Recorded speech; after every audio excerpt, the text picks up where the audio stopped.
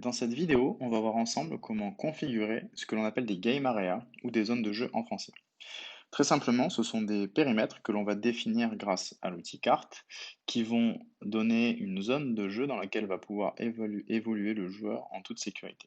Donc très concrètement, grâce à la géolocalisation instantanée, on va être capable, grâce au game area, de dire au joueur s'il sort du périmètre que l'on a défini pour l'énigme. Par exemple, si on reprend donc le jeu de Jean Moulin, je vois que la partie va démarrer à ce point-là. La mission du joueur, dans un premier temps, sera de trouver Bertrand qui est ici, puis de trouver les cariatides qui sont à cet endroit-là, et enfin de se rendre voir Jean Moulin et d'évoluer dans cette rue-là. Pour information, la maison de Frédéric Basile est à ce niveau-là. Donc très simplement, on voit que, et c'est assez évident, la zone de jeu globale de l'expérience sera dans ce périmètre-là. Ça ne sert à rien d'aller par là-bas. Or, on s'est rendu compte que par moment, des joueurs, plutôt donc qui connaissent la ville, peuvent voir des références dans les petites énigmes. Et par exemple, imaginons le joueur voit cariatide. De mémoire, il se rappelle qu'une cariatide, il sait ce que c'est, il en a vu une, par exemple, plus haut au niveau de la rue de la Loge, à côté de ce magasin-là. Il va, sans réfléchir, foncer par là-bas. Et à partir de là, il peut s'entêter et partir dans une réflexion et trouver des énigmes, des réponses, on sait quoi. Et pour le coup, son expérience sera terriblement dégradée, car au final, il va perdre énormément de temps et pour le coup, sera complètement bloqué, car le jeu n'est pas conçu pour ça. Et du coup, l'expérience sera mauvaise. Aussi, pour des personnes qui ne connaissent pas du tout la ville, on s'est rendu compte que c'était très stressant dans une expérience de ne pas être sûr qu'on n'était pas perdu. Et la notion d'avoir la sensation d'être perdu est vraiment quelque chose qui va dégrader l'expérience. Donc c'est pour cette raison-là que les game areas existent et vont vous permettre de créer des zones dans lesquelles le joueur peut évoluer en toute sécurité et se dire ok, je suis bien au bon endroit, vraiment je suis sur la bonne piste. Donc on va distinguer plusieurs types de zones de jeu. Et ce qui est important, c'est que la zone de jeu va évoluer au fur et à mesure de l'expérience. C'est-à-dire que je vais pouvoir créer une première zone de jeu qui va me permettre de faire la première énigme, puis une deuxième pour la deuxième énigme, et enfin une troisième pour la troisième énigme. De cette manière-là, je serai vraiment très précis dans l'accompagnement avec le joueur pour le rassurer. On va voir déjà comment créer une zone de jeu, et on va créer, comme je vous le disais, qu'il y a plusieurs types de zones de jeu, une zone de jeu qu'on va appeler globale. Ce sera toujours le même type d'objet, au final. Dans Avancer ici, je vais pouvoir créer ma zone de jeu, sauf que celle-là, je vais l'appeler Global Zone. La globale, très concrètement, ça va être la zone de jeu par défaut, et ensuite, moi, je vais venir activer celle dont j'ai besoin, mais la globale servira juste à donner une indication au joueur pour, quand il sera sur la fiche de jeu, pour savoir où est-ce qu'il va pouvoir évoluer. Donc, la zone de jeu, on voit donc là, il y a des informations de titre, messages qui au final ne nous serviront pas. Ce qu'on va surtout utiliser, c'est ce paramètre ici, donc aire de jeu. Donc, alors, là, on va devoir dessiner un polygone, donc on va devoir tracer une zone grâce à des coordonnées GPS. Bien entendu, on ne va pas vous demander de saisir toutes les coordonnées GPS pour faire un joli polygone. Pour ça, on a notre bel outil carte.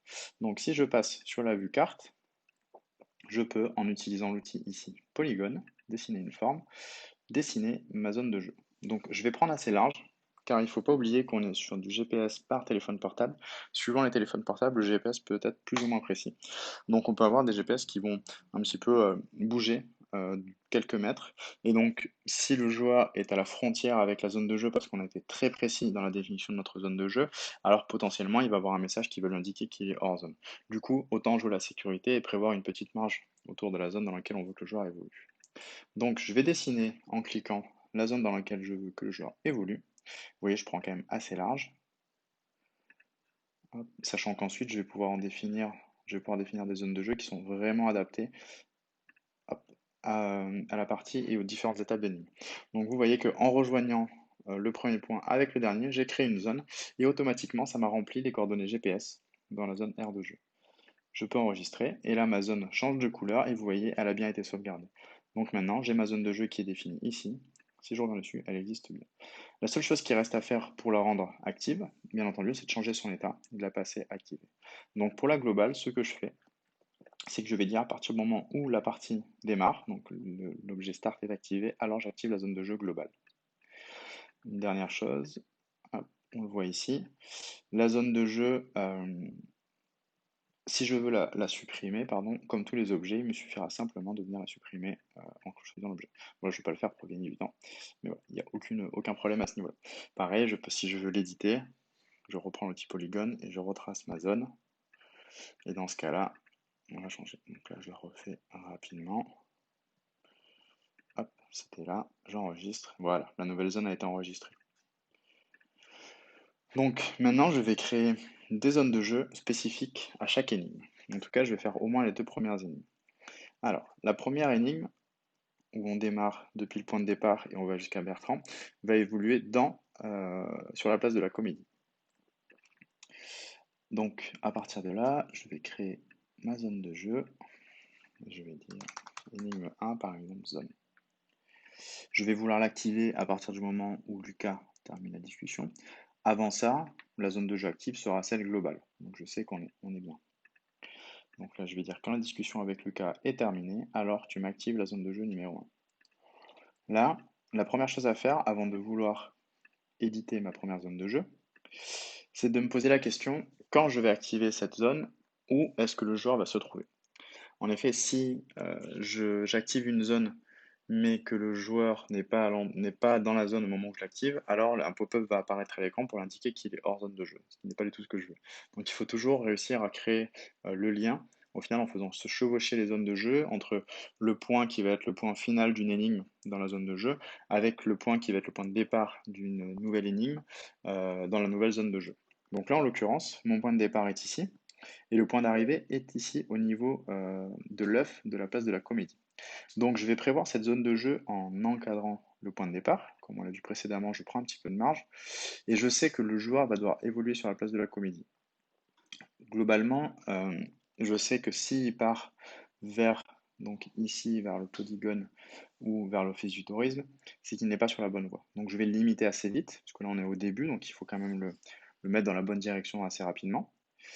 Et je vais tracer au final un espèce de qui va ressembler presque à un rectangle autour de la comédie. En théorie, il ne pourra pas aller derrière les trois grâces. Je vais quand même prévoir une petite marge, mais je vais surtout l'arrêter, car si le joueur arrive à passer derrière les trois grâces, je sais qu'il est sur la mauvaise direction. Donc je vais pouvoir lui indiquer, non, non, on revient sur tes pas. Donc en dessinant cette forme, on voit que le joueur est clairement guidé depuis le point de départ vers Bertrand, mais étant donné que la zone ne sera pas affichée dans l'application, le joueur, lui, aura simplement des indications qui lui disent non, tu n'es pas sur la bonne direction au moment où il va essayer de sortir de la zone de jeu. Donc de cette manière, je peux aussi réussir à le guider. Donc j'enregistre ma zone de jeu. Comme vous le voyez, vu que c'est une nouvelle zone, elle est dessinée par-dessus l'autre avec une couleur différente, mais elle n'a pas remplacé l'ancienne. Donc là, on vient de créer la première zone de jeu qui va se déclencher automatiquement quand la première discussion avec Lucas va être terminée.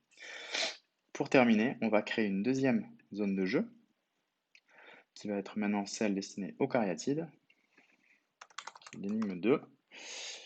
Alors, donc celle-là, je vais la déclencher quand la discussion avec Bertrand se termine.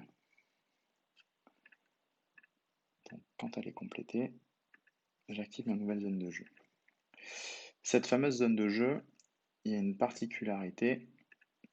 Donc, le point de départ. Le point de départ, ça va être Bertrand. Forcément, je sais que le joueur est à ce niveau-là, parce que Bertrand est en pleine discussion avec lui, et il vient de nous donner le fameux parapluie qui contient les documents qui nous permettront de trouver les cariatides et le coffre. Donc ça, c'est le point de départ. L'énigme de cette énigme-là en particulier, l'objectif du joueur, c'est de observer, de faire le tour de la comédie pour réussir à trouver ces cariatides.